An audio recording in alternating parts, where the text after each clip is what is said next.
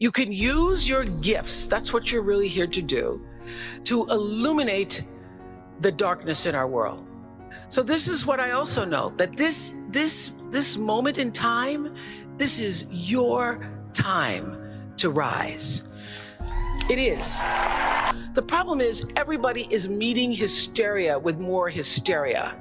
And then we just are all becoming hysterical, and it's getting worse. What I've learned all these years is that we're not supposed to match it or even get locked into resisting or pushing against it. We're supposed to see this moment in time for what it is. We're supposed to see through it and then transcend it. That is how you overcome hysteria. And that is how you overcome the sniping at one another, the trolling, the mean-spirited partisanship on both sides of the aisle, the divisiveness, the injustices, and the out-and-out hatred. You use it. Use this moment to encourage you, to embolden you, and to literally push you into the rising of your life. I say to my girls all of the time that your real work is to figure out where your power base is and to work on the alignment of your personality, your gifts that you have to give, with the real reason why you're here. That's the number one thing you have to do, is to work on yourself and to fill yourself up and keep your cup full. Keep yourself full.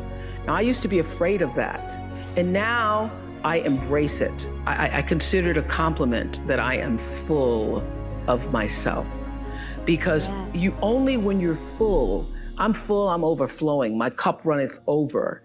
I have so much to offer and so much to give. And I am not afraid of honoring myself. You know, it's miraculous when you think about it. I always understood that there really was no difference between me and the audience. At times I might have had better shoes, but at the core of what really matters, that we are the same. And you know how I know that? Because all of us are seeking the same thing. You're here at this fabulous school, and we'll go out into the world and each pursue based upon what you believe your talents are, what your skills are, maybe your gifts are, but you're seeking the same thing. Everybody wants to fulfill the highest, truest expression of yourself as a human being. That's what you're looking for. The highest, truest expression of yourself as a human being. And because I understand that if you're working in a bakery and that's where you want to be, and that may be what you've always wanted to do, is to bake pies for people or bake cakes for people or to offer your gift, then that's for you. And there's no difference between you and me, except that's your platform. That's your show every day. So my understanding of that has allowed me to reach everyone. To reach everyone. And there's no way that you wouldn't, because that's what I truly feel. My life is fueled by my being, and the being fuels the doing. So I come from a centered place. I come from a focused place. I come from compassion. It's just my nature. I come from a willingness to understand and to be understood. And I come from wanting to connect. I mean, the secret of that show for 25 years is that people could see themselves in me. All over the world, they could see themselves in me. And even as I became more and more financially successful, which was a big surprise to me, what I realized is through the whole process, because I'm grounded in my own self, that although I could have more shoes, my feet stayed on the ground, although I was wearing better shoes. So I could keep my feet on the ground, even though I could get more shoes. And I could understand that it really was because I was grounded. I've done was doing and continue to this day to do the consciousness work. I work at staying awake. For me, the foundational base of empowerment, of entrepreneurship, of any kind of engagement, the foundational base of my success, of my well-being, my wholeness, my everything is knowing who I am and where I come from. Everybody has a different talent. And the reason we're all so messed up is because you're looking at everybody else's talent and wishing you had some of their talent. All the energy that you spend thinking about, wishing about, being jealous of, envious of anybody else is energy that you're not only putting out is going to come back to you negatively, but you're taking that away from you. All your energy should be forced on, what do I have to offer? What do I have to give? How can I be used in service? Because Dr. King's message of not everybody can be famous, but everybody can be great, because greatness is determined by service.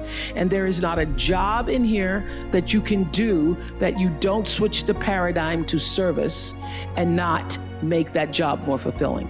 I don't care what the job is. If you say, I'm a teacher, I'm a nurse, I'm a doctor, I'm a janitor, I'm a clerk, if you say, if I look at this from how do I use this in service to something bigger than myself, no longer becomes a job.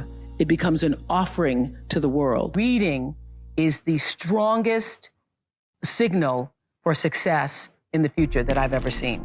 It is the strongest. I got my first job in radio when I was 16 years old, because I've been broadcasting since I was 16 years old. But my first job I got because I was a great reader. When you are a great reader, you can articulate and speak and command the English language in ways that other people cannot.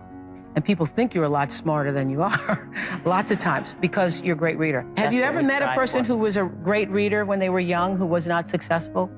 You never. It is the absolute best foundation ever in life. There is not one thing that has ever happened to you, not one experience, not one encounter, not one crisis, not one joyful thing that hasn't happened just to make you better and help you rise.